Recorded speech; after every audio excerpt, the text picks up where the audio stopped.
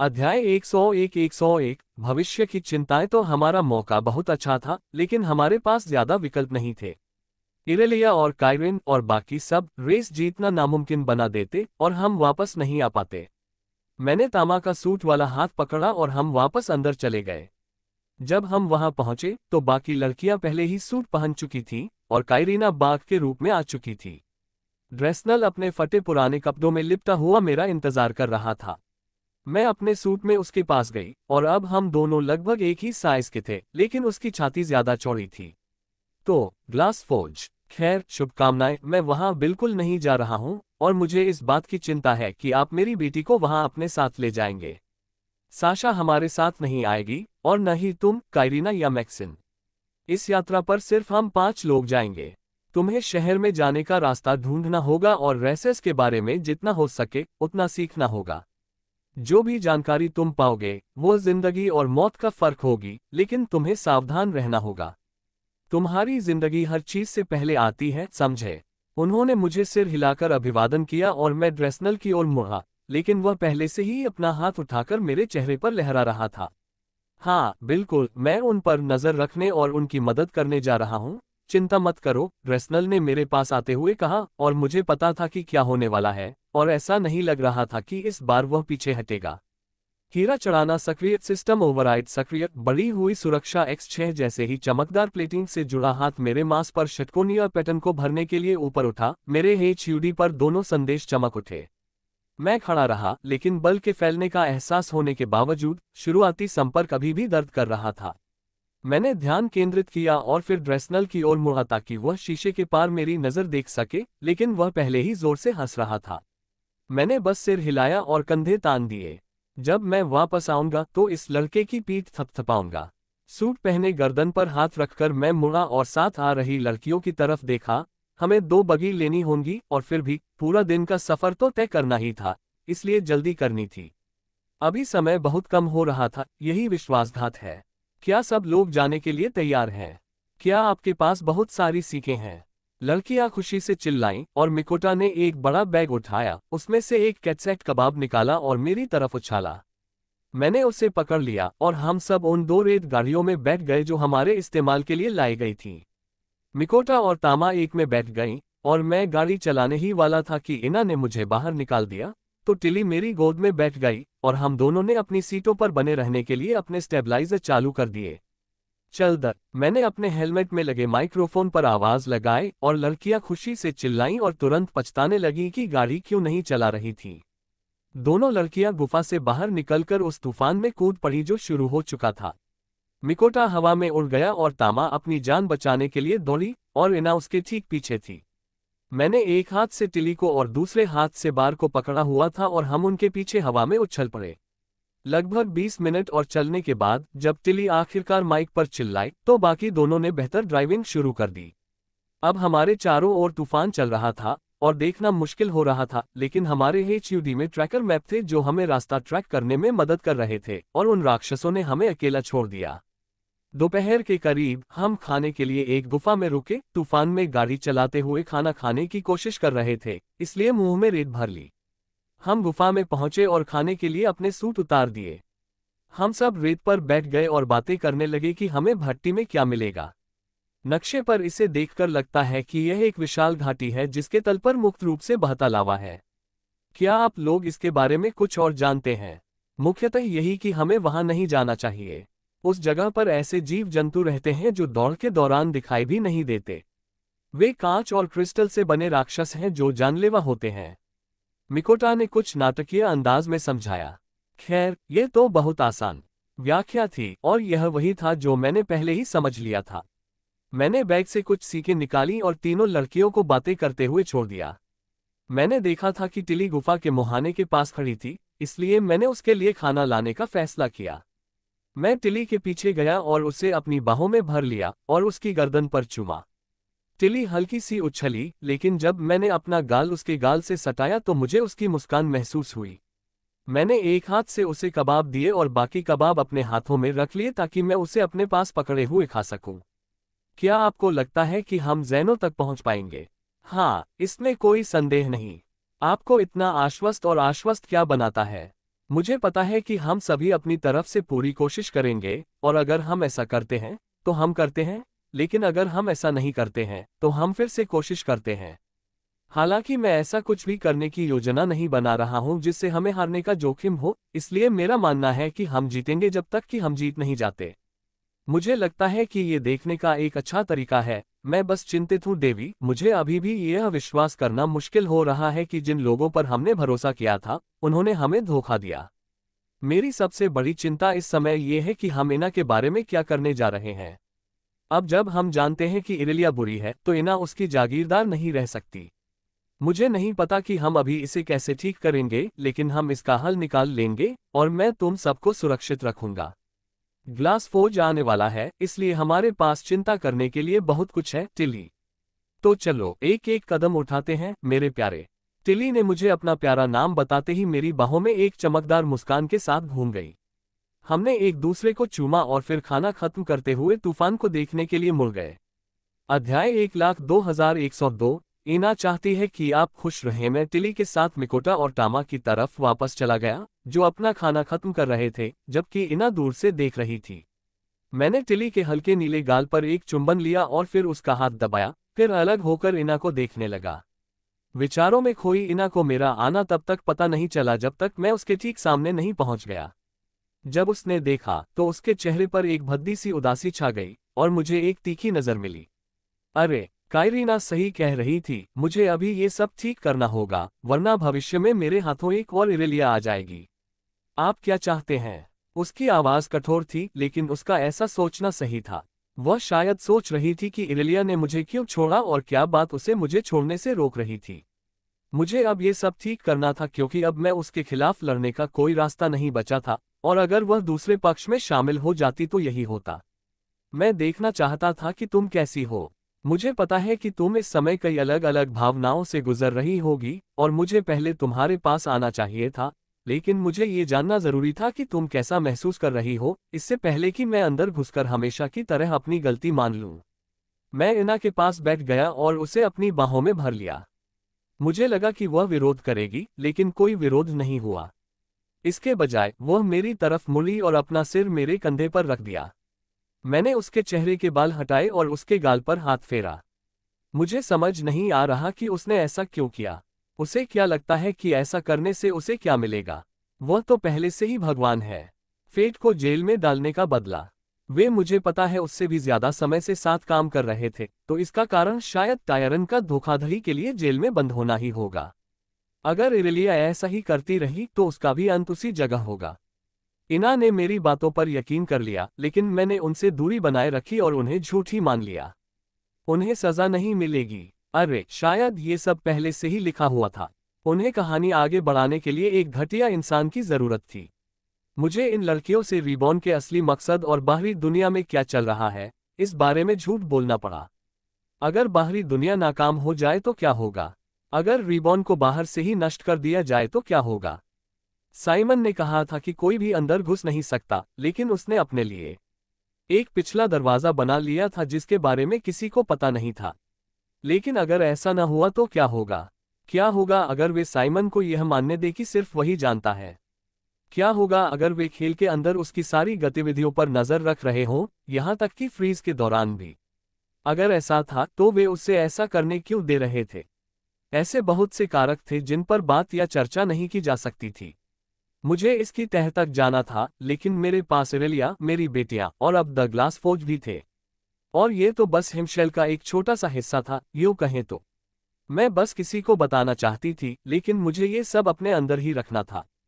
हो सकता है इस खेल के बाद मैं अपने आरोही क्षेत्र के समर्थकों के साथ कुछ और समय बिताने के लिए कहूं। जब मैं यह अनुरोध करूंगी तो ट्रिनिटी अपनी मां टकीला से बात कर पाएगी। तब शायद मैं ज्यादा निजी तौर पर बात कर पाऊंगी और मुझे रोके जाने की संभावना कम होगी।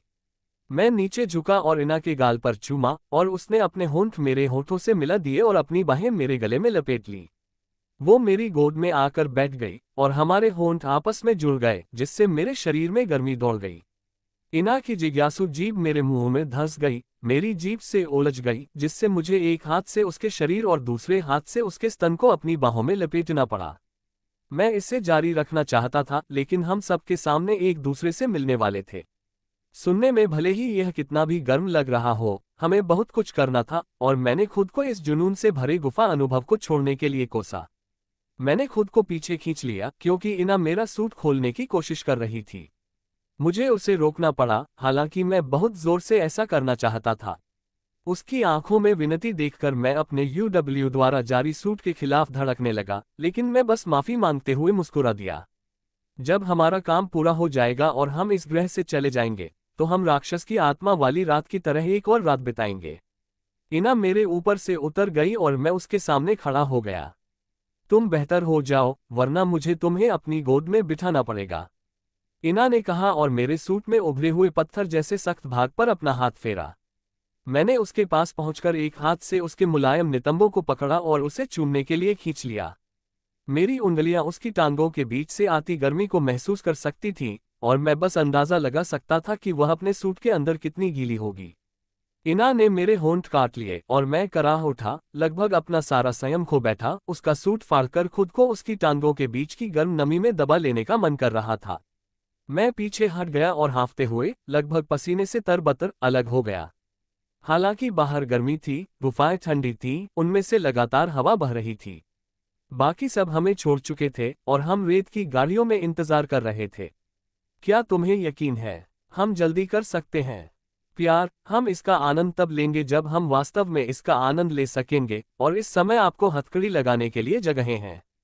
सचमुच, क्या हम इसकी जगह रेशमी पट्टियां इस्तेमाल कर सकते हैं? धातु कठोर होती है और मैं। हाँ मेरे प्यारे, जब हम वापस आएंगे तो खूब मस्ती करेंगे। चलो चलें, बाकी लोग हमारा इंतजार कर रहे हैं और हम पहले भी खूब मस्ती कर रहे थे। उफ, मुझे पता है कि तुमने इनमें से हर लड़की के साथ क्या किया है, और वह बहुत ही सॉफ्टकोर था। तुम्हारा क्या मतलब है? तुम्हें पता है? तुम्हें क्या लगता है हम किस बारे में बात करते हैं? मौसम के बारे में। मुझे कम से कम इतना तो पता है कि तुम सिर्फ मेरे साथ ही अजीब व्यवहार करती हो, लेकिन ऐसा लगता है कि तुम हम दोनों के साथ विविधता बनाए रखने में माहिर हो। उफ, आप लोगों के लिए इस विषय पर बात करना इतना आसान क्यों है? खैर, यह आपके फायदे के लिए है। हम आपको उन चीजों की ओर इशारा करने में मदद कर सकते हैं जिन पर आपको काम करने की जरूरत है। ओह, रुको, मुझे किन चीजों पर काम करने की जरूरत है? खैर, साशा चाहती है कि तुम उसके साथ और भी सख्ती से पेश आओ, क्योंकि अब उसका शरीर बहुत ज्यादा दुर्व्यवहार सह सकता है, और पंजों की वजह से वह पहले ऐसा नहीं कह सकती थी। मिकोटा चाहती है कि तुम उसके दूसरे छेद में भी अपनी जीभ डालकर देखो, लेकिन वो तुम्हारी पसंद है। हम और कौन? ओह, जिल चाहती थी कि तुम उसके साथ कामुक रहो और उसके पूरे शरीर पर ध्यान दो, क्योंकि उसके नए शरीर के सर्किट में आनंद की बहुत तीव्र भावना है। वाह, जरा रुको, वो सब बस एक दूसरे को ऐसी ही बातें समझाते रहते हैं। मुझे समझ नहीं आ रहा था कि क्या ज्यादा हॉट था, ये सब सुनना या सपने देखना, लेकिन उसका काम अभी खत्म नहीं हुआ था। हम रुक गए थे और हम अभी भी सुनने की सीमा से बाहर थे। वो मेरा खून दौड़ा रही थी। तामा मिकोटा और तुम्हारे साथ थरीसम चाहती है। टिली चाहती है कि तुम उसके बिल्ली के बच्चे पर अपने मुंह से ज्यादा ध्यान दो। मैक्सिन चाहती थी कि तुम उसे पीछे से पकड़ो और उसका गला घोंट दो, और किरीना कहती है कि वह भी यही चाहती है। वाह, क्या आपको लगता है कि आप ये सब लिख सकते हैं? अध्याय 1,03,103 अनिर्मित। हाहा, या तो आपको याद होगा या हम आपको याद दिलाएंगे। बस हमें नजरअंदाज मत करना, हम सब इस बारे में कुछ हद तक समझ गए हैं, इसलिए हमें भूलना बंद करो। यह एक पूर्णकालिक नौकरी बनती जा रही है। हाँ, मुझे आप में से कुछ लोगों को आरोही क्षेत्र में भेजना होगा, अन्यथा मैं बस एक कमरे से दूसरे कमरे में भागता रहूंगा। मैं कहीं नहीं जा रही हूँ, आप मेरी जगह किसी दूसरी लड़की को भेज सकते हैं। मैं आपके साथ खेलना चाहती हूँ। मैंने उसकी आंखों में देखा और वे दृढ़ संकल्प से भरी थीं। शायद इना सही थी और मुझे बस उन महिलाओं के साथ सहज रहना चाहिए और उन्हें मेरा मार्गदर्शन करने देना चाहिए। मैंने इना का हाथ थामा और हमारी रेत की गाड़ियों की तरफ चल पड़ा। क्या तुम दोनों एक दूसरे का चेहरा निगलने की कोशिश में लगे हो और कपड़े पहने हुए ही मस्ती कर रहे हो? अगर तुम दोनों को किसी की जरूरत हो जो तुम्हें दिखाए कि ये कैसे किया जाता है, तो मैं भी तुम्हारे साथ आ सकती हूँ। मिकोटा ने माइक में मजाक किया, लेकिन अपनी कांच की फेस शील्ड गिराने से पहले उसने जो नजरें हमें दिखाईं, उससे मुझे लगा कि कोई मजाक नहीं था। तुम बस अपनी बारी का इंतजार कर सकते हो। मुझे याद है कि हैंगर बे के फर्श पर किसी जोड़े का गर्मागर्म होना हुआ था। क्या तुम्हें उसकी कोई याद है? इना माइक पर वापस लौटी, लेकिन मिकोटा और टामा पहले ही गाड़ी चलाकर जा चुके थे। उनकी हंसी कानों में गूंज रही थी। जैसे ही मैं बैठा, इना गुर्राई और फिर टिली मेरी गोद में बैठ गई। मैंने उसे अपनी बाहों में भर लिया और इनोआ हमारे सामने वाली सीट पर कूद पड़ी। जैसे ही वह अपनी कुर्सी पर बैठी, गाड़ी ने मुझे मेरे दिल में और टिली को मेरे अंदर धकेल दिया। हालांकि हम सूट पहने हुए थे, फिर भी मैं उसकी पीठ और नितंबों के उभारों को अपने शरीर पर महसूस कर सकता था।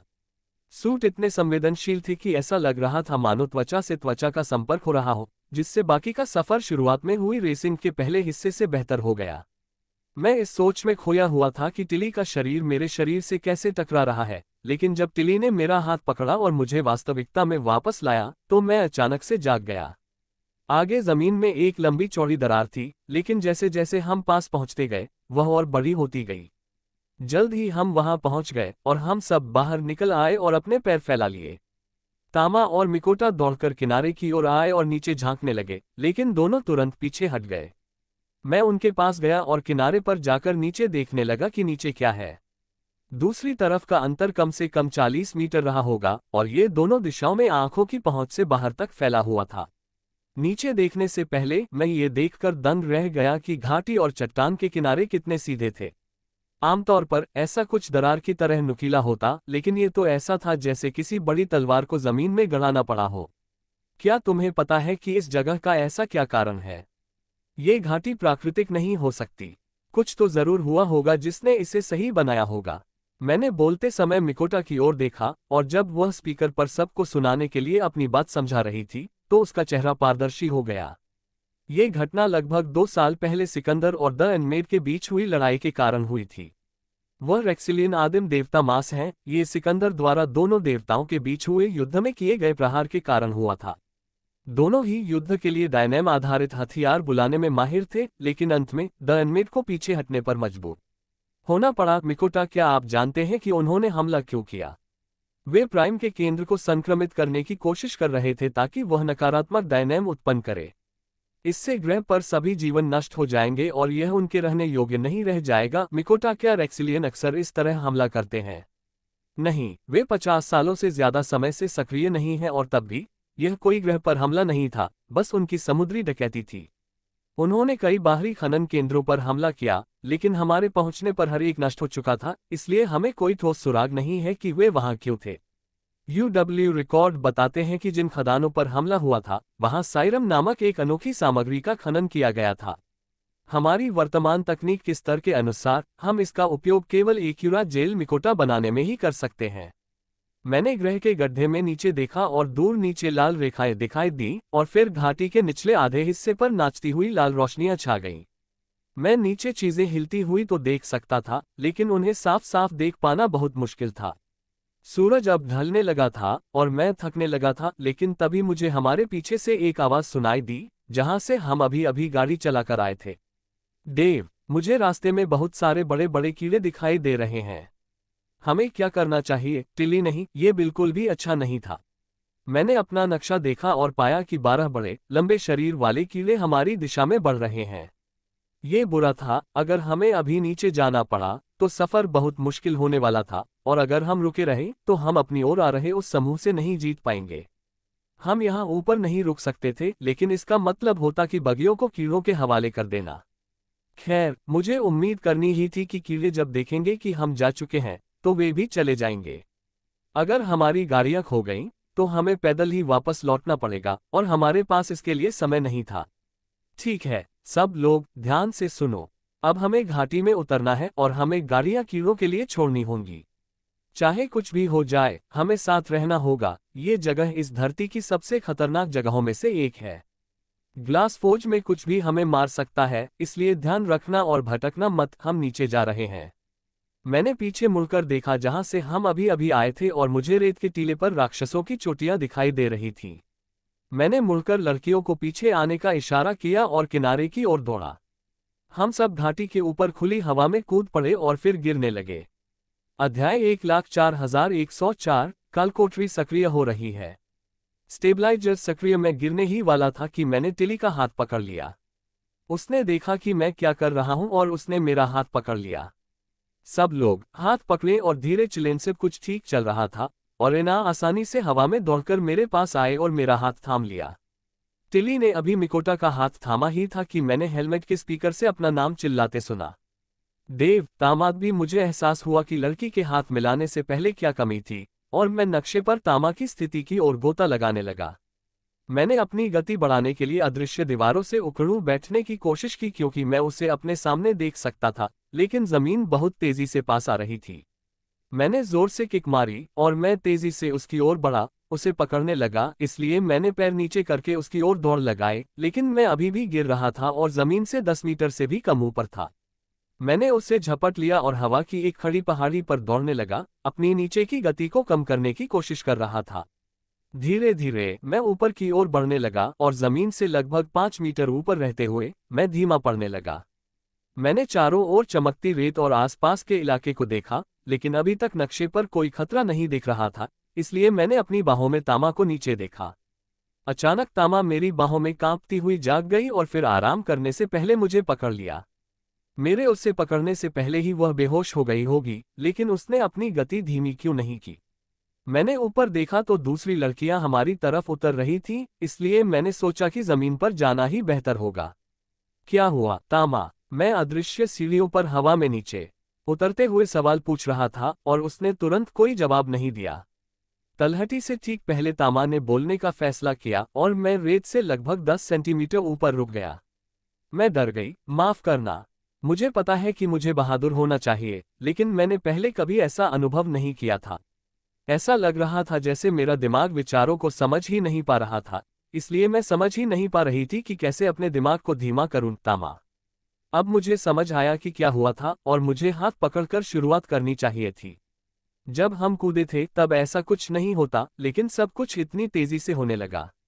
माफी तामा को नहीं, बल्कि मुझे मांगनी चाहिए थी। तुम्हारी कोई गलती नहीं थी, मुझे हाथ पकड़कर शुरुआत करनी चाहिए थी, पर हम कामयाब हो गए। हालांकि मुझे थोड़ा शक है कि यहाँ नीचे कितना सन्नाटा है। नक्शे पर कोई राक्षस नहीं है और हम ऊपर से बहुत दूर हैं, इसलिए यहाँ के राक्षसों को उठा नहीं सकते। तो फिर क्या हो रहा है? लड़कियां लगभग हमारे पास ही थीं, एक किनारे से दूसरे किनारे पर कूद रही थीं। ये एमएएस सूट पहने हुए लोग गुरुत्वाकर्षण के नियमों को देखकर कह रहे थे, आज नहीं। मिकोटा ने सबसे पहले प्लेग स्ट्राइडर का बूट रेत पर रखा, लेकिन तभी हमारे आसपास सब कुछ बदल गया और मैं लगभग लड़खड़ाते हुए रेत पर गिर पड़ा। बाकी लोग मेरे आसपास की रेत पर गिरे, लेकिन जब ये हुआ तब वे जमीन से 2 मीटर से भी कम दूरी पर थे। ये घटना तब शुरू हुई जब मिकोटा ने एक पैर नीचे रखा और दूसरा ऊपर। वह लड़खड़ा गई और रेत में आगे की ओर गिर पड़ी और माइक में गालियां देने लगी।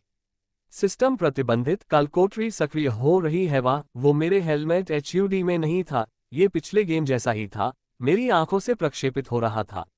मैंने ऊपर से आती हुई एक आवाज सुनी और मैंने ऊपर देखा। पत्थर की घाटी हमारे ऊपर से नीचे आ रही थी, लेकिन मुझे ऊपर से हमारी ओर उड़ती हुई 2 बड़ी काली आकृतियां भी दिखाई दी। सब उठो, अभी ऊपर मत देखो, बस भागो। जैसे ही सब लोग जल्दी से वहां से हटे, हमारी 2 रेत की बगियां उसी रेत में धंस गईं जहां हम थे। जब मैंने फिर ऊपर देखा तो छत बंद होने वाली थी और अब हम एक गुफा में थे। ज्यादा साफ साफ कहूं तो एक तहखाना। मुझे इसकी भनक क्यों नहीं लगी? हालांकि मैंने कभी नहीं सोचा था कि यह जगह इस तरह बंद हो जाएगी। क्या सब ठीक है? मिकोटा के कांच के चेहरे को उसके सुंदर चेहरे और मुस्कान को प्रकट करने के लिए रखा गया है। हाँ, सिर्फ इसलिए क्योंकि तुमने हमें चेतावनी दी थी। मैं थोड़ी देर रेत में लेटकर उदास रहने वाला था, इसलिए तुमने हम पर चिल्लाकर मेरी जान बचाई। मैंने कभी नहीं सोचा था कि यह जगह इतनी अजीब होगी, जैसे घाटी की दीवारें हमारे ऊपर कैसे आ गईं। बाकी लड़कियां इधर उधर इकट्ठा हो गईं और मैंने तामा को नीचे उतार दिया। एक ख्याल आते ही मैंने अपना चेहरा नीचे गिरा दिया और बाकी लड़कियों ने भी ऐसा ही किया। गिरने से पहले मैंने नक्शे पर आगे एक अजीब सी लाल आकृति देखी थी, लेकिन ऐसा नहीं लग रहा था कि वे हमारी ओर बढ़ रही हैं। यह एक खेल है, याद रखना। मैं बस किसी कार्टून कैरेक्टर की तरह दौड़कर बाहर आ गया था ताकि अपनी गति धीमी कर सकूं। मैंने अब ये सब समझने की कोशिश करना छोड़ दिया है। आगे बहुत दूर दुश्मन है, लेकिन मुझे लगता है कि हम यहाँ थोड़ी देर आराम कर सकते हैं, लेकिन हमें पहरा देना होगा और पाली में सोना होगा। लड़कियों ने सिर हिलाया और हम वापस वहीं पहुंच गए जहां हम उतरे थे। अब वह इलाका उन 2 क्षतिग्रस्त बगियों का घर था। मुझे नहीं लगता कि काइरीना इनमें से किसी को भी ठीक कर पाती। वे बस दो अजीब इंजन ब्लॉक थे जिनके पुर्जे, पहिए और टूटे हुए टुकड़े इधर उधर बिखरे पड़े थे। मैंने देखा कि मिकोटा उस गंदगी को घूर रही थी और मैं उसके पास गया। बाकी लड़कियां आराम करने के लिए जगह ढूंढ रही थीं। कोई भी अपनी मांस इकाइयां नहीं उतार सकता था क्योंकि अगर हम पर हमला होता तो हमें तुरंत जवाब देना पड़ता। आप क्या सोच रहे हैं?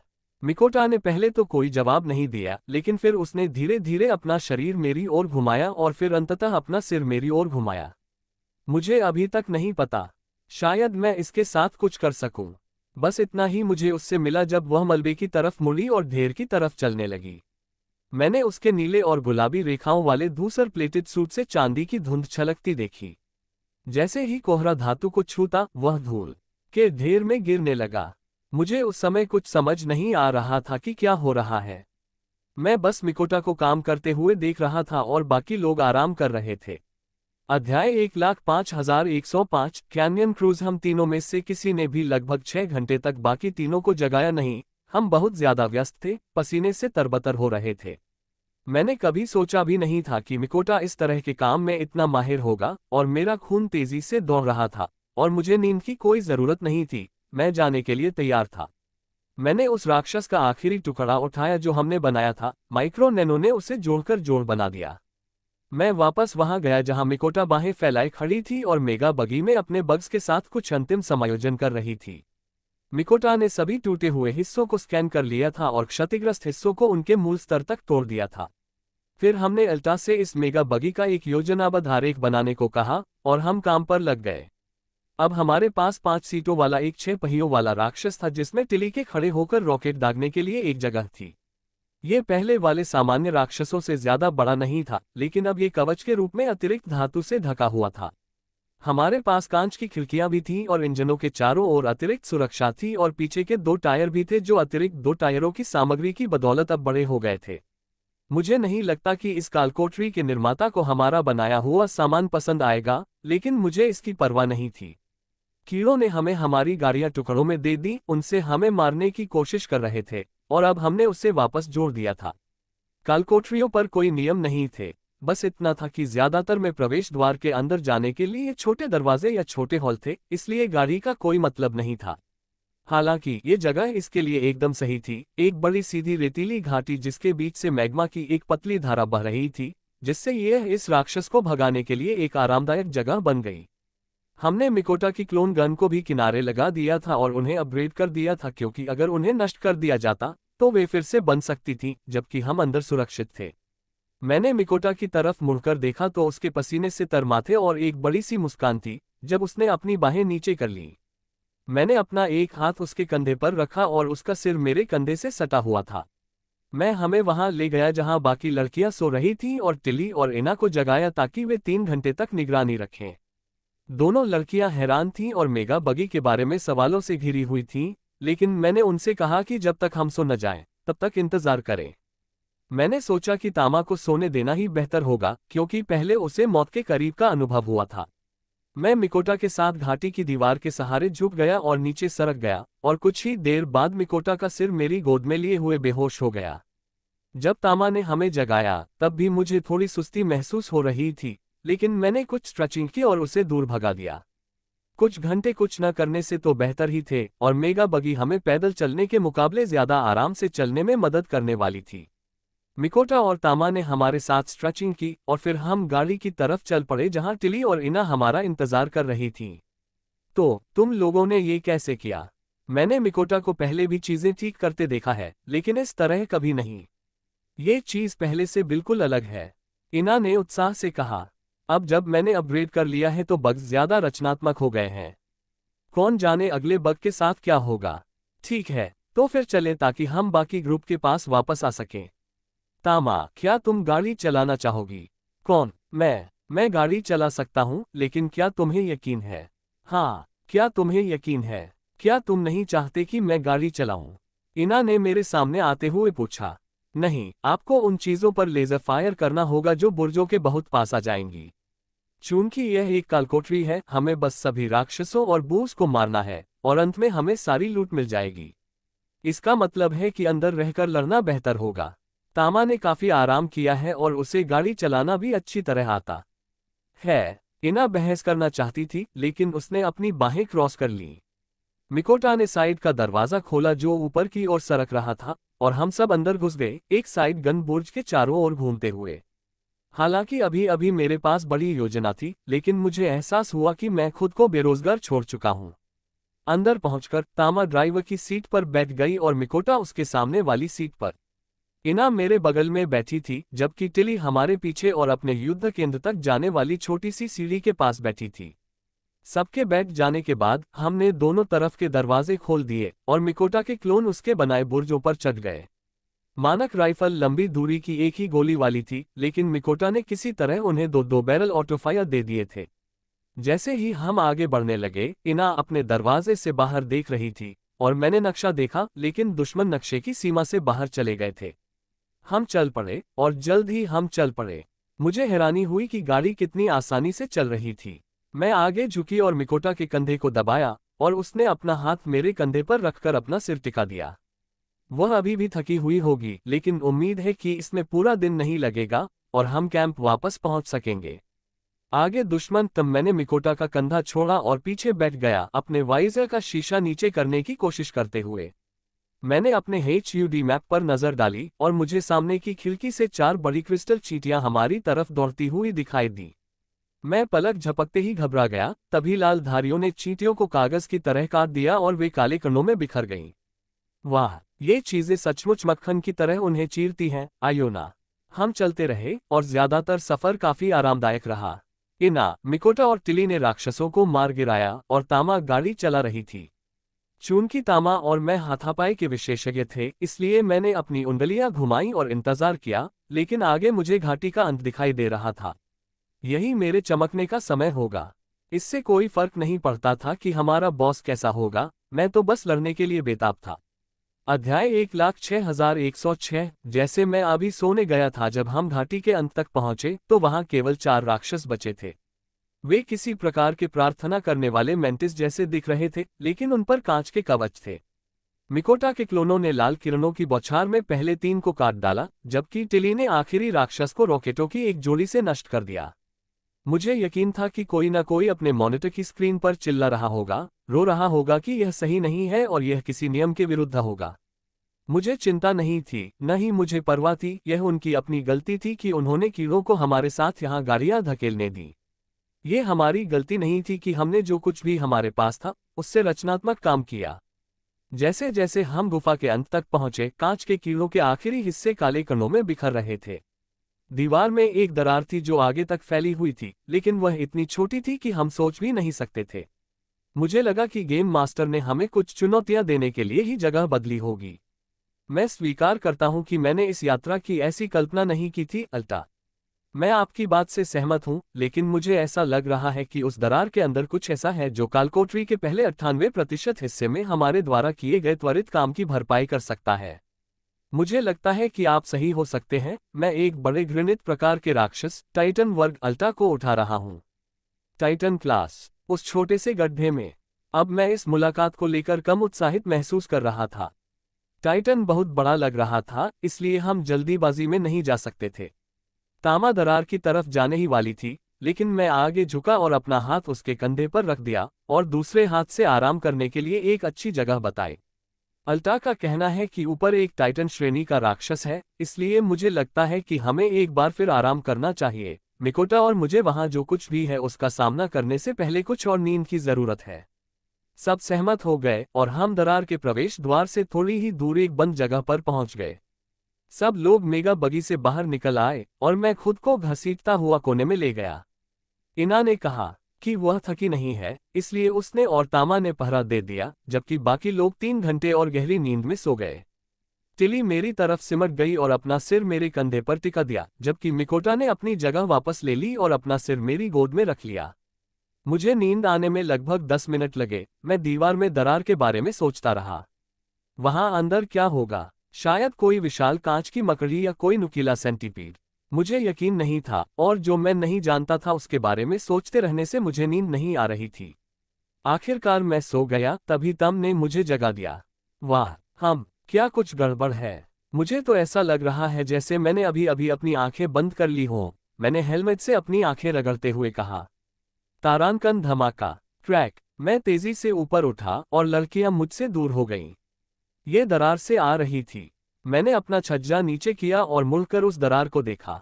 तारांकन धमाका। ट्रैक। ट्रैक। हमें चलना होगा। बगी को छोड़ दो और अगर हम उसे वहां से दूर ले जाएं, तो वहां से जो भी निकलेगा वह उसे नुकसान नहीं पहुंचाएगा।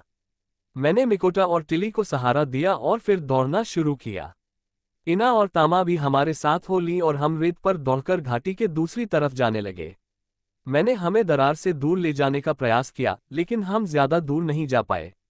तारांकन धमाका। धमाका। दरार फट गई जब 10 मीटर से ज्यादा लंबी एक विशाल भुजा रेत में धंसती हुई बाहर निकली। यह विशाल भुजा तीखे क्रिस्टल से ढकी हुई थी जो मानो उस पर उगाए हों। मैं रुक गया और भुजा से 30 मीटर दूर मुड़ गया और लड़कियां फैलकर अपनी अपनी जगह पर आने लगीं। विशाल हाथ रेत में धंस गया और गुफा से अपना बाकी शरीर बाहर निकालने लगा। क्रिस्टल से आधा ढका एक विशालकाय सिर छेद से बाहर निकला और चारों ओर देखने लगा। जब उसकी नजर हम पर पड़ी तो उसने एक ऐसी गगनभेदी अलौकिक चीख निकाली जिसे मैं अपनी हड्डियों में महसूस कर सकता था।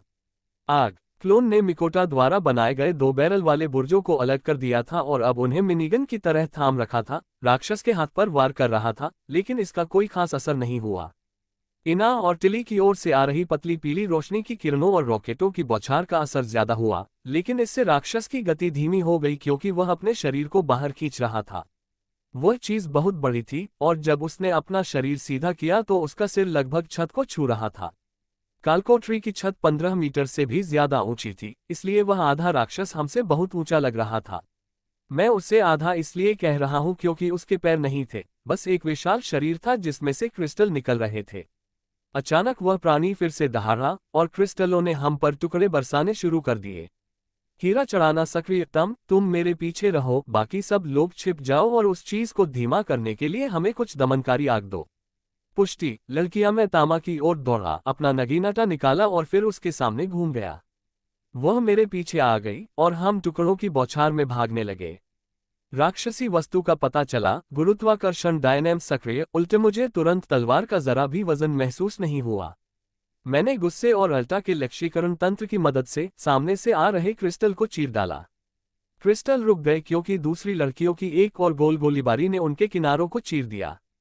अब तुम उस चीज की ऊर्जा ले लो और मैं इसे मार दूंगा, ठीक है? इस पर हम दोनों ने अपनी गति बढ़ा दी और मैं उस अचेत प्राणी की बाह पर दौड़ा। जैसे ही इना की पीली किरणों का एक और दौर उसके शरीर पर छिछले घाव कर रहा था, मैं तामा को नीचे और फिर पीछे की ओर दौड़ते हुए देख सकता था।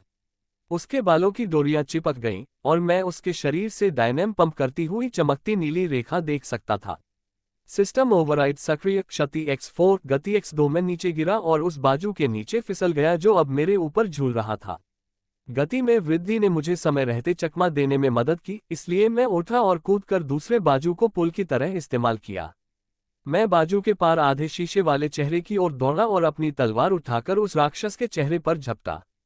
ग्रेविटी डायनाम संलग्न। अध्याय 1,07,107। संदूक। उस राक्षस ने अपना सिर और शरीर पीछे खींचने की कोशिश की, लेकिन मैंने उसे ऐसा करने नहीं दिया क्योंकि तलवार भारी होने लगी थी। मैंने अपनी नगीनता पर पकड़ ढीली करते हुए कॉर्कस्क्रू फ्लिप किया। अब मैंने तलवार उस चीज के चेहरे पर खींची। गहरी चोट तो की, लेकिन सिर के बीच में ही रुक गई, जिससे मैं उसकी पीठ से लटक गया। गुरुत्वाकर्षण डायनेम अधिकतम संलग्न। अचानक ब्लेड मेरे शरीर को चीरने लगा और मैं अचानक किसी कार्टून कैरेक्टर की तरह लटकने से खींचने लगा। मैंने खुद को रोकने की कोशिश की, लेकिन फिर मुझे याद आया कि अब ऐसा नहीं होगा। ग्रेविटी डायनाम ईगेज। जमीन से ठीक पहले मैं धीमा पड़ने लगा और मुझे तामा का चमकता हुआ नीला रूप दिखाई देने लगा। उससे चिंगारियां फूट रही थीं और मैं माइक में उसकी हांफने की आवाज सुन सकता था। जैसे ही मैं जमीन पर पहुंचा, मेरा ब्लेड अभी भी उस विशालकाय अर्धविशालकाय शरीर में धंसा हुआ था, लेकिन तामा ने आगे बढ़कर मुझे छू लिया। मानो मुझ पर बिजली गिर गई हो। मेरी मांसपेशियों में अकड़न ने मेरे शरीर को ऐंठ दिया और सिर्फ नागिनाटा पर मेरी पकड़ ही मुझे संभाले हुए थी। मैं अपने शरीर में ऊर्जा का इतना जबरदस्त स्थानांतरण महसूस कर सकता था कि मेरी आंखें चमक उठीं और मेरे HUD फेसप्लेट के अंदर उसकी झलक दिखाई देने लगी। इस उछाल ने मेरे शरीर की मांसपेशियों को चीर दिया और बढ़ा दिया, किसी तरह ऊर्जा को सोख लिया, लेकिन ये काफी नहीं था। मैं महसूस कर सकता था कि शुद्ध ऊर्जा मुझे जलाकर भस्म करने की कोशिश कर रही है, लेकिन तभी एक और संदेश पहुंच गया। गुरुत्वाकर्षण डायनेम अधिकतम रिवाज। अचानक वह विशाल कैलाश दो टुकड़ों में फट गई और मेरी तलवार से दूर जा गिरी। मैंने बिजली की तेजी से अपनी तलवार म्यान में डाली और तामा को पकड़ लिया, इससे पहले कि वह आधी जमीन पर गिर पड़े। अब मैं अलग था। मैं उस फटे हुए राक्षस की लाश के बीच से भागा, जो गायब हो रहा था। मैं छत हिलती हुई देख सकता था। जैसे ही मैं लड़कियों की तरफ भागा और कुछ ही सेकंड में दूरी तय कर ली। उस तामा ने जो भी किया, उसने मुझे अंदर से बदल दिया। मैं अपने शरीर में ऊर्जा का प्रवाह महसूस कर सकता था, जो मुझे आदेश देने के लिए प्रेरित कर रही थी। सभी लड़कियों ने अपने शीशे के फेसप्लेट ऊपर कर रखे थे और उनकी आंखें चौड़ी और हैरान थीं। मैंने अपना फेसप्लेट ऊपर नहीं किया था और तामा मेरी बाहों में मचल रही थी, इसलिए मैंने जोर से अपना फेसप्लेट खोला और मिकोटा चीख पड़ी, जबकि बाकी लड़कियां हांफने लगीं। उन्हें क्या हो रहा है? मेरे चेहरे पर क्या गड़बड़ है? डेव, तुम्हारी आंखों को क्या हुआ? टिली ने चिंता से पूछा। उसकी आंखें, उसके चेहरे के बाकी हिस्से का क्या? ये सारी चमकती नीली रेखाएं कहाँ से आईं? आंखें, क्या वे अभी भी नीली थीं? लेकिन ये रेखाएं क्या हैं? मैं बोलने ही वाली थी कि मेरे सिर में एक दर्द ने जोर से चीर दिया। ऐसा लगा जैसे कोई मेरे दिमाग को खोपड़ी से बाहर निकालने की कोशिश कर रहा हो। मैंने तम को नीचे गिरा दिया और अपने सिर पर हाथ रखकर चीख पड़ी। मैं घुटनों के बल गिर पड़ा और दर्द से मेरी आंखें सफेद हो गईं। फिर मेरे दिमाग में तस्वीरें घूमने लगीं। जो यादें मेरे पास नहीं थीं या जिन्हें मैं याद नहीं कर सकता था, वे मुझे एक अलग ही जिंदगी लग रही थीं। दर्द ने मेरी आत्मा को तब तक चीर दिया जब तक कि जो कुछ भी मैं जानता था, वह सब खत्म नहीं हो गया और सिर्फ दर्द ही रह गया। मेरी दृष्टि धुंधली हो गई और मैं अनंत काल के अंधकार में गिर गया। फिर मैं गैलानेटिया में अपने बिस्तर पर वापस लेट गया, लेकिन यह नामुमकिन था। दर्द तो चला गया था, लेकिन मैं अब डायमंड एज में नहीं थी। मेरे पास बस मेरा यूडब्ल्यू वाला जंपसूट था। मैंने अपने कमरे में चारों ओर देखा, लेकिन सब कुछ वैसा ही लग रहा था। मैं उठकर बैठ गई, बिस्तर से उठी, दरवाजे के पास गई और उसे खोलने की कोशिश की। कुछ नहीं। कंट्रोल रूम से कोई प्रतिक्रिया नहीं आई और जब मैंने अल्टा को आवाज दी तो भी कोई जवाब नहीं आया। मैं उलझन में था कि मैं यहाँ क्या कर रहा हूँ और अपने कमरे में बंद हो गया, जब तक कि मैंने देखा कि मेरे बिस्तर के आखिर में रखा संदूक हल्के नीले रंग में चमक रहा था। मैं उसकी ओर मुड़ा और उसके सामने घुटनों के बल बैठ गया। चमक उस जगह से आ रही थी जहां ढक्कन खुला था, इसलिए मैंने आगे बढ़कर उसे खोलने की कोशिश की। मैं हैरान रह गया क्योंकि यह इतनी आसानी से खुल गया, क्योंकि मैंने इससे पहले भी आजमाया था और यह हिला तक नहीं। अंदर अचानक उजाला हो गया और मुझे रोशनी रोकने के लिए अपनी आंखों पर हाथ रखना पड़ा, लेकिन यह और भी तेज होता गया और मैं लड़खड़ाकर पीछे हट गया और खड़े होने की कोशिश में गिर पड़ा। अचानक मैं वापस आ गया, चार आंसुओं से भरे चेहरों और घाटी के बाहर चकाचौंध कर देने वाले सफेद आसमान को देख रहा था। मैंने एक लंबी सांस ली, जिसे मैं जाने कब से रोके हुए था। मैंने उठने की कोशिश की, लेकिन चार हाथों ने मुझे नीचे धकेल दिया। थोड़ा आराम करो, अपनी पीठ को आराम दो, बस यही मायने रखता है। टिली के गर्म आंसू मेरे ऊपर से मेरे चेहरे पर छलक रहे थे और मुझे एहसास हुआ कि मेरा सिर उसकी गोद में है। बाकी लड़कियां, एक को छोड़कर, मेरे चारों ओर जमा हो गईं। मैंने तामा की तरफ देखा, उसकी आंखें सूजी हुई थीं और ऐसा लग रहा था जैसे वो भागने वाली हो। मैंने लड़कियों को अपने ऊपर से हटाया और तामा के पास गया, जो मेरे उठते ही करवट बदलने लगी थी। तभी मुझे एहसास हुआ कि हम में से किसी ने भी अपनी मास यूनिट नहीं पहनी थी, लेकिन मेरा जोश अभी भी बहुत तेज था। मैं तुरंत उसके पास पहुंच गया और जैसे ही वह भागने की कोशिश कर रही थी, मैंने उसे अपनी बाहों में ले लिया। नहीं, मुझे छोड़ दो, मुझे जाने दो। तुमने मेरी जान बचाई थी, उसके बाद मैं तुम्हें लगभग मार ही डालता। तामा मुझसे जोर जोर से लड़ रही थी, लेकिन उसे छूटने का कोई मौका नहीं मिला। मैंने उसे तब तक पकड़े रखा जब तक उसका संघर्ष बंद नहीं हो गया। फिर मैंने उसे अपनी तरफ घुमाया और उसके कंधों को पकड़ लिया। वो बेतहाशा रो रही थी, इसलिए मैंने उसे अपनी छाती से लगा लिया और उसे कसकर पकड़ लिया। सिसकियां उसके शरीर में भर रही थीं। तामा को गोद में लिए हुए बाकी लड़कियां कुछ ऐसा करने में व्यस्त हो गईं जो मैं देख नहीं पा रही थी। जल्द ही आंसू थम गए और मैंने उसके सिर के ऊपर चूमा। मेरा बेहोश हो जाना, मेरी आंखें चमक उठना और टैटू बन जाना उसकी गलती नहीं थी। सूट की ताकत चाहे जो भी हो, उसका मुझ पर असर नहीं होना चाहिए था, लेकिन हुआ, और ऐसा इसलिए हुआ क्योंकि मुझ में कुछ अलग था। अध्याय 1,08,108। गोली की तरह तामा मेरी बाहों में शांत हो गई और मैंने आखिरकार उसे छोड़ दिया, पीछे हट गया, लेकिन मैंने अपने हाथ उसके कंधों पर रखे। उसने अपनी आंखें मली और फिर धीरे से मेरी तरफ देखा। ऐसा लग रहा था कि वह फिर से रोने वाली है, लेकिन मैं उसे फिर से टूटने से बचाने के लिए बड़बड़ा रहा था। तामा, ये तुम्हारी गलती नहीं थी। एनर्जी लिच का काम ऊर्जा लेना और उसका इस्तेमाल करना होता है, लेकिन तुमने जरूरत से ज्यादा ले ली, इसलिए तुमने उसे मुझमें डाल दिया। उसे सिर्फ मास यूनिट में जाना चाहिए था, लेकिन मैंने उसे सोख लिया और फिर मास को पावर देने के लिए इस्तेमाल किया। मैं इसलिए चीख रही थी और बेहोश हो रही थी क्योंकि मुझमें कुछ अलग है, और मुझे गैलेंटिया वापस जाकर देखना है कि मेरे बिस्तर के आखिर में उस संदूक में क्या है। मैं हौंफने लगा और तम के चेहरे पर एक अजीब सी घबराहट थी। मैंने अपना सिर झुकाया, तम के कंधों को छोड़ा और जमीन पर गिर पड़ा। मैं अभी भी काफी थका हुआ था, लेकिन तभी मुझे ध्यान आया कि मैं इतना व्यस्त था कि ध्यान ही नहीं दे पाया। मेरी त्वचा से उभरी हुई चपटी नीली रेखाएं मानो डोरियों से दबी हुई हो। फिर मैंने अपनी आंखों को ढकने के लिए हाथ लगाया, लेकिन कोई नीली चमक नहीं आई। शायद डायनेम लगाने पर ही रेखाएं और मेरी आंखें चमक उठती थीं। अंधेरी जगहों में यह अच्छा नहीं लगता। मैंने ऊपर देखा और तामा चिंतित लग रही थी, लेकिन मैंने बस अपना हाथ ऊपर किया और उसने मुझे खड़े होने में मदद की। मैं बस थक गया हूं, चलो यहां से चले। मेरा सूट कहाँ है? यहां आओ, डेव। तामा मेरी बाह के नीचे आ गई और मुझे रत्नों के एक बड़े ढेर के सामने अपने सूट में खड़ी 3 दूसरी लड़कियों की ओर मुड़ने में मदद की। वहां बहुत सारे शुद्ध रत्न थे, लेकिन कुछ बैंगनी रत्न भी थे जो बड़े थे। तामा ने मुझे रेत पार करके मेरे सूट तक पहुंचने में मदद की, जो किनारे पर ही खड़ा था। अंदर पहुंचते ही एमएस यूनिट की ताकत से चलना बहुत आसान हो गया और मुझे अब तामा की मदद की जरूरत नहीं रही। वह अपना सूट पहनने चली गई, जबकि मैं रत्नों के ढेर की ओर मुड़ा। वहां मौजूद सभी लड़कियों ने अपने हेलमेट खोले हुए थे और उनके चेहरे पर बड़ी बड़ी मुस्कान थी। यह एक प्रभावशाली उपलब्धि थी। तो मेरी प्यारी महिलाओं, हमने कैसा प्रदर्शन किया? 22 शुद्ध डायनेम, 9 अराजकता डायनेम और 2 राक्षसी डायनेम रत्न, मिकोटा ने उत्साह के साथ समझाया, जो संक्रामक था क्योंकि मैं भी उत्साहित होने लगा। 2 अद्भुत रत्न। मैं जिल से मिलने के लिए बेताब था, लेकिन हमें पहले यहां से निकलकर दूसरों के पास वापस जाना था। रेस शुरू होने में बस 2 दिन बाकी थे, लेकिन अगर हम घाटी से बाहर नहीं निकल पाए तो कोई बात नहीं। क्या तुम लोगों ने दीवार पर चढ़ने के अलावा कोई रास्ता निकाला है? हाँ, जब रत्न दिखाई दिए तो सतह तक एक चौड़ा रास्ता खुल गया। ये बगी को ले जाने के लिए पर्याप्त बड़ा है, लेकिन हमें बुर्ज माउंट को हटाना पड़ा, मिकोटा ने धातु की धूल के ढेर को लालसा से देखते हुए समझाया। सच में, ये तो बहुत अच्छा है। मैं चलना नहीं चाहता था और मैं बहुत थक गया हूं। आप सबने सब कुछ समझ लिया है। हमें और क्या करना था?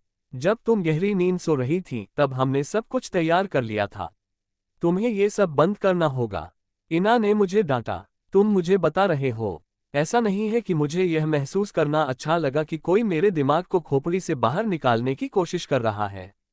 अगली बार मैं तुम्हारे साथ सौदा करूंगा। हम हाँ, मुझे पता है, मुझे ये पसंद नहीं है, लेकिन चलो यहाँ से चले।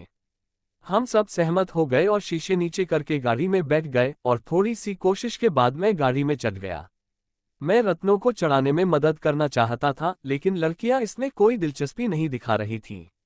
तामा ने मुझे आगे वाली सीट पर धकेल दिया और सीट बेल्ट भी लगा दी, लेकिन फिर मेरे पीछे बैठ गई।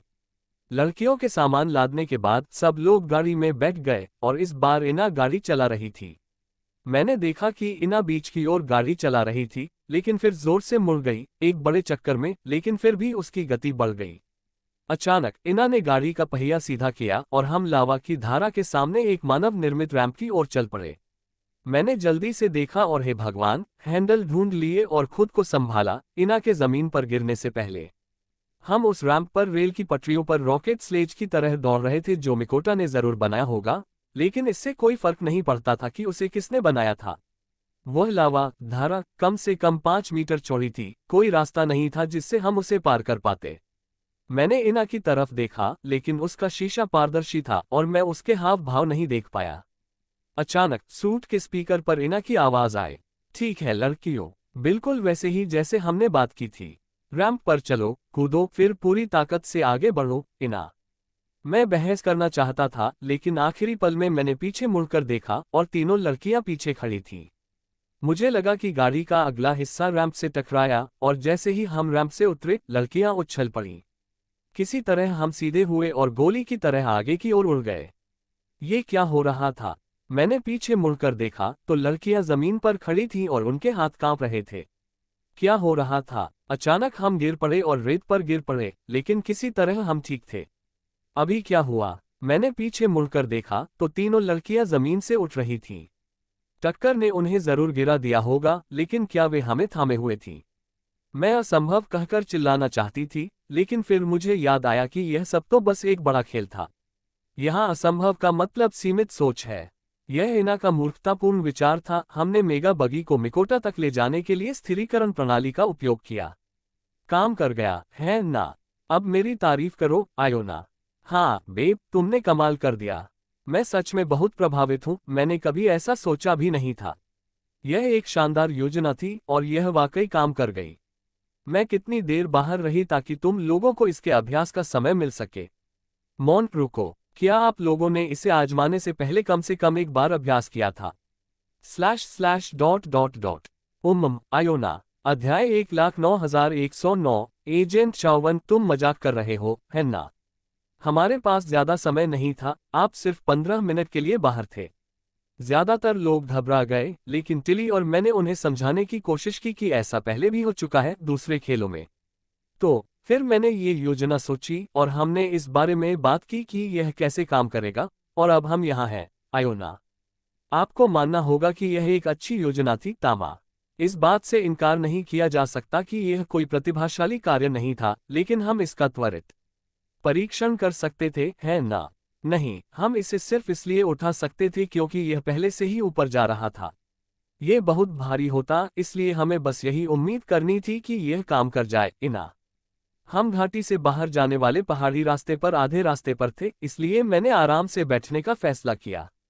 दूध के गिरने पर रोने का कोई मतलब नहीं है, जो हो गया सो हो गया। मैंने आंखें बंद कर ली और सो गया। मैंने आंखें खोली, लेकिन फिर से कुछ ठीक नहीं था। इस बार मैं जहाज की पायलट सीट पर था और मेरे चेहरे पर वही नीली रेखाएं थीं, बस अब वे चमक रही थीं। मैंने हिलने की कोशिश की, लेकिन मेरा शरीर कोई प्रतिक्रिया नहीं दे रहा था। ऐसा लग रहा था जैसे मैं बस यूं ही सफर में साथ चल रहा हूं। अचानक मुझे कम्युनिकेशन सिस्टम से एक आवाज सुनाई दी। एजेंट चावन, जहाज पर वापस लौट जाओ, यही आदेश है। इसे अंदर लाना अभी बहुत जल्दी है। अज्ञात महिला की आवाज। नहीं, मैं नहीं जा सकता। अगर हम उसे छोड़ देंगे तो वह बच नहीं पाएगी। मेरी आवाज में विरोध की आवाज आए। वे किसके बारे में बात कर रहे थे? क्या मैं एजेंट था? किसके लिए? क्या मैं दुश्मन था? मना कर दिया, तुम एजेंट नहीं रह सकते। एक उल्कापिंड के रूप में तुम बहुत महत्वपूर्ण हो और तुम्हें पायलट बनने की जरूरत है। अज्ञात महिला की आवाज। नहीं, यह कोई अनुरोध नहीं है। मैं संचार बंद कर रहा हूं और एक विदेशी क्रैश लैंडिंग प्रोटोकॉल का पालन कर रहा हूं, इसलिए सफाई की चिंता मत करो। मुझे ढूंढने की कोशिश मत करो। मैं तुम्हें ढूंढ लूंगा। मेरे शब्द दृढ़ संकल्प और क्रोध के साथ निकले। मेरा शरीर अजीब अजीब पैटर्न बनाते हुए हिलने लगा और फिर मैंने लाल बटन वाले एक छोटे से कांच के दरवाजे को खोलकर उसे धक्का दिया।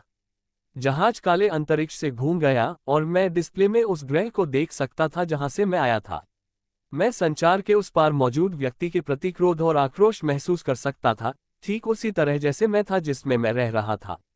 नीला और हरा ग्रह नजदीक आ रहा था और जल्द ही जहाज हिलने लगा। शुरुआत में कंपन धीमा था, लेकिन हर जगह चेतावनी वाली लाइटें जलने लगीं। जल्द ही जहाज जोर जोर से हिलने लगा, लेकिन मैंने जहाज में और ज्यादा शक्ति डालनी शुरू कर दी। मेरी लाइनें नीली हो गईं। जहाज तेजी से हिलने लगा और टूटने लगा और अचानक आवाज वापस आ गई। आपने मेरे लिए कोई विकल्प नहीं छोड़ा, एजेंट। हम आपको इस जानकारी के साथ आजाद घूमने की इजाजत नहीं दे सकते। जहाज छोड़ने के प्रोटोकॉल को सक्रिय करना। मैं वापस जहाज पर था। मैं यहाँ कैसे पहुंच गया? अरे नहीं, जमीन तो बहुत पास थी। मैं चीखा और अचानक जाग गया और इना डर के मारे मेगा बगी को लगभग पलटने ही वाली थी। अरे, माइक में चिल्लाकर ये क्या बड़ा आइडिया बोल रहा है? आयोना, क्या आप ठीक हैं? बाकी माफ करना, मैं एक बुरा सपना देख रहा था। मेरा विमान दुर्घटनाग्रस्त हो गया और मैं जाग गया। तो माफ करना। मैंने पीछे मुड़कर देखा। तामा सूट पहने खिड़की से बाहर देख रही थी। अगर मेरी यादें मिट चुकी थीं, तो मैं उसे कैसे ढूंढ पाया और मैं किसका हिस्सा था? मुझे जहाज पर वापस जाकर देखना होगा कि उस संदूक में क्या है। चाहे वो कुछ भी हो, उसका मेरे अतीत से कोई न कोई नाता जरूर होगा। हो सकता है कि ये सिर्फ एक खेल था, लेकिन मुझे लगता है कि मेरा अतीत बहुत अहम हो सकता है। उसे खोलना ही वो चीज हो सकती है जो मुझे जीत के लिए चाहिए। इन यादों को इंतजार करना होगा, और मैंने तय किया कि जब तक हम वापस नहीं आ जाते, मैं जिल को इसके बारे में परेशान नहीं करूंगी। बाकी का सफर छोटा था, लड़कियां रुक गई थीं, लेकिन बगी में ही रहीं और खाना खाती रहीं, जबकि मैं सो रहा था। जब हम वापस लौटे तो लगभग दोपहर हो चुकी थी, और धातु की छत की वजह से हमें दरवाजा खोलना पड़ा। सूरज हम पर तप रहा था, मानो भट्टी में तप रहा हो। जब हम आखिरकार उस अंधेरी गुफा में पहुंचे तो हम सबने जोर से आहें भरी। मेगा बगी के अंदर की गर्मी में सिर्फ हमारे सूट ही हमें बचा पाए, और जैसे ही हमने गाड़ी पार्क की और बाहर निकले, हमें बाहर निकलती गर्म लहरें दिखाई देने लगीं। मैं मानो किसी खुले हुए ओवन को देख रहा था, और जैसे ही मैं बाहर निकला, मैंने अपना हेलमेट खोला और ताज़ी, ठंडी और ज्यादा गर्म न होने वाली हवा का आनंद लिया। ओह, वह तो बहुत हॉट था। मिकोटा लड़खड़ाती हुई मेरे पास आए और मेरी बाहों में गिर पड़ी। उसका चेहरा लाल था और वह अपनी एमएस के अंदर पसीने से तर थी। उसने मुझे विनती भरी निगाहों से देखा और मैंने आह भरी। मैंने नीचे हाथ बढ़ाकर मिकोटा के घुटनों के नीचे हाथ रखा और उसे उठा लिया। धन्यवाद को, मिकोटा ने अपने सूट में कश लेते हुए कहा। आप जानते हैं, वो ऐसा तभी करती रहेगी जब आप उसे इसी तरह से सहलाते रहेंगे। मैक्सिन की आवाज सुनकर मैं मुस्कुराई जब मैंने उसे और साशा को ऊपर आते देखा। दोनों महिलाएं हमें देखकर मुस्कुरा रही थीं, लेकिन सबकी ऊर्जा खत्म हो चुकी थी। यह एक लंबी और कठिन यात्रा थी, जिसमें नींद की अनियमितताएं थीं, इसलिए सबकी थकान अलग अलग थी। क्या सब कुछ ठीक रहा? साशा ने पूछा। हाँ, हमने बहुत अच्छा किया, हे, लेकिन हम सभी को नहाने और सोने की जरूरत है, शायद कुछ सीखे भी खाने की जरूरत है। चलो हम सब गुफा में वापस चलें, और ड्रेसनल आकर शुद्ध रत्नों को ले जाएगा। अराजकता रत्न और 2 राक्षसी रत्न लेना मत भूलना। जब हम आंतरिक शिविर की ओर चलने लगे तो इना ने कहा। क्या? मैक्सिन और साशा दोनों एक साथ चिल्लाईं।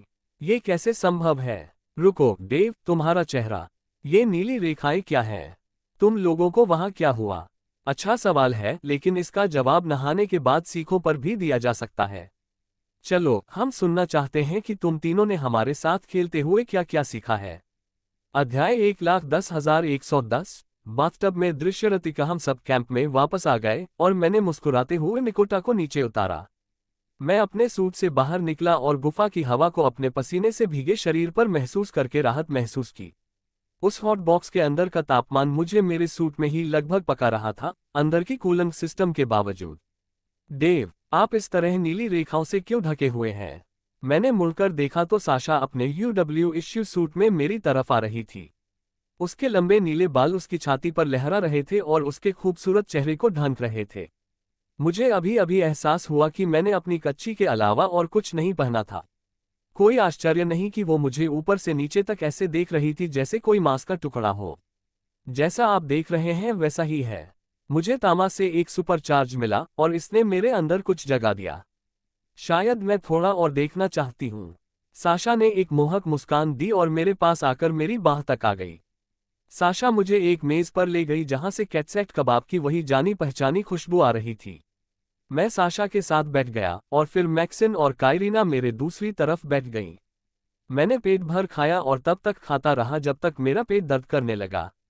मेज के दूसरी तरफ और आखिरी छोर पर बैठी मेरी पिछली पार्टी की बाकी औरतों ने भी वही खाया। बगल वाली औरतों ने तो कुछ नहीं खाया, लेकिन हमें बताया कि उन्होंने क्या सीखा, जो लगभग नगण्य था। मैक्सिन को हमारे बाग, दोस्तों, क्रेट और टारकलॉ से पता चला कि आकाशगंगा के उस पार से 3,000 से ज्यादा जोड़े आएंगे।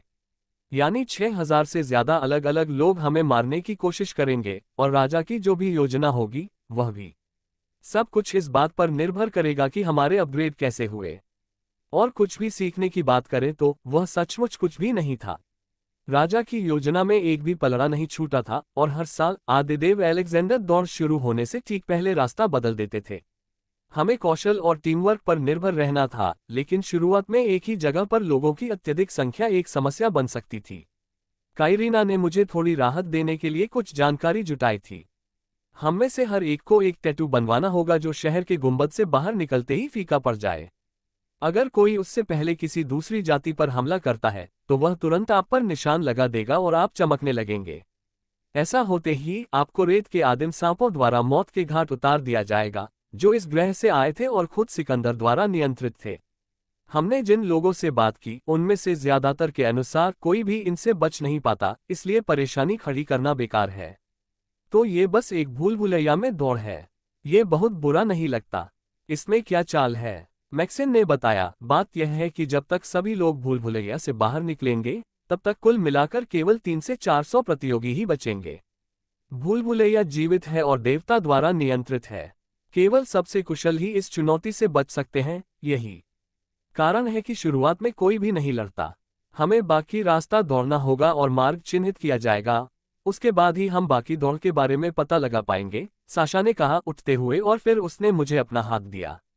मैं अंदर गया और थोड़ा उलझन में खड़ा हो गया और मुझे बिना कुछ कहे ही ले जाया गया। मैं पूछना चाहता था कि हम कहाँ जा रहे हैं, लेकिन मैं चुप रहा और इस उम्मीद में उसके पीछे पीछे चलता रहा कि हम किसी बिस्तर की ओर जा रहे होंगे। मुझे आश्चर्य हुआ कि वहां भाप से भरे टेबों का एक समूह था और मैं अंधा होकर खड़ा था। मैं कितना भी थका हुआ क्यों न हो, मुस्कुराया। शैडहोम के इन दृश्यों की याद ने मेरी इंद्रियों को जगा दिया। साशा ने बड़ी मुस्कान के साथ मेरी ओर देखा। मुझे अपनी पीठ धोने दो। मैंने कोई बहस नहीं की और अपनी फटी हुई अंडरवियर एक तरफ फेंककर सीधे गर्म पानी में उतर गया। गर्म पानी मेरी त्वचा को झुलसा रहा था और मैं महसूस कर सकता था कि वह गंदगी मुझ पर से फिसल रही है। जल्द ही मेरे शरीर को गर्मी की आदत हो गई और मैं आराम से बैठ गया क्योंकि साशा ने अपने कपड़े से मेरी पीठ पर साबुन लगाया और उसे धोया। जल्द ही मुझे दूसरी औरतों की आवाजें सुनाई दी जो उस जगह की तरफ आ रही थीं। मिकोटा पहले दौड़कर आई और उसने मुझे पकड़ लिया और मेरी तरफ उंगली उठाई। मैंने भौहें चढ़ाकर अपनी तरफ इशारा किया और मजाक में इधर उधर देखने लगी, लेकिन जैसे ही मिकोटा ने अपना सूट उतारना शुरू किया, मैं अचानक आगे की ओर झुक गई। उसने सूट को अलग कर दिया, जिससे उसके छोटे स्तन बाहर आ गए और हिलने लगे क्योंकि उसने जल्दी से अपनी बाहें सूट से बाहर खींच लीं। सूट का बाकी हिस्सा उड़ गया और वह मेरे टब की ओर दौड़ी। उसके छोटे स्तनों के हिलने से मेरा ध्यान पूरी तरह भंग हो गया। मैंने मिकोटा को रोकने की कोई कोशिश नहीं की क्योंकि वह मेरे साथ मेरे टब में कूद पड़ी और साशा और मुझ पर पानी के छींटे पड़ रहे थे, लेकिन पानी साशा को भीगने नहीं दे रहा था, इसलिए वह बस हंस रही थी। जल्द ही बाकी लड़कियां भी आ गईं और ज्यादा सभ्य तरीके से कपड़े पहनकर पर्दे के पीछे चली गईं। अचानक मिकोटा ने मेरी तरफ पीठ करके मेरी छाती को ऊपर उठाया और अपनी पीठ मेरे चेहरे के सामने कर ली। मुझे समझ नहीं आ रहा था कि वो क्या कर रही है, जब तक कि मैंने महसूस नहीं किया कि उसका हाथ मेरे अब सख्त हो चुके लिंग को पकड़ रहा है और उस पर अपनी पकड़ बना रहा है। मैंने खुशी से कराह रोक ली क्योंकि मुझे मिकोटा का शरीर हिलता हुआ महसूस हो रहा था जैसे ही मैं उसके अंदर गहराई तक घुसा। उसने अपना सिर मेरे सिर से सटा दिया और मेरे कान में फुसफुसाते हुए शशश कहा और धीरे धीरे अपने कूल्हे हिलाने लगी। बाकी लड़कियां अब टब में जा रही थीं। ये लड़की हमें पकड़वाने वाली थी और कौन जाने फिर क्या होगा। मैं उस नंगा नाच के बारे में सोचने लगा जो मैक्सिन के हमारे टब के पास आने पर हो सकता था और जिससे मेरे मन से ये विचार तुरंत निकल गए। मिकोटा तुरंत शांत हो गया और हिलना बंद कर दिया। मैक्सिन की तरफ मुस्कुराया। वाह, ये बिल्कुल भी अजीब नहीं था। मैं मिकोटा में पूरी तरह डूबा हुआ था और अब मैक्सिन बात करना चाहती है। कल क्या आप जाने से पहले रेत स्नान करना चाहेंगे? मम्मम बहुत अच्छा लगता है। ठीक है, तो फिर मैं तुम दोनों को वापस आने दूंगा। मैं बहस करना चाहता था, लेकिन मैक्सिन मुस्कुराई और मेरे मुंह खोलने से पहले ही तेजी से मुड़ गई। मिकोटा ने मुझे झट से अपने ऊपर से हटा लिया, जिससे मैं हौंफने लगा और उसने अपना शरीर मेरी ओर घुमा लिया। उसने लाल चेहरे और हाँफते हुए मुझे घूरा और फिर मुझे वापस अंदर सरका दिया। मिकोटा ने दूसरी लड़कियों को घूरते हुए इधर उधर देखा और फिर मैंने बहुत सी छपाक छप की आवाज सुनी और फिर तौलिए से नहाई लड़कियां खिलखिलाती हुई कमरे से बाहर भाग गईं। अब मैं आशा करता हूं कि वे तेजी से भागें क्योंकि मैं चाहता हूं कि तुम मुझे चीखने पर मजबूर करो।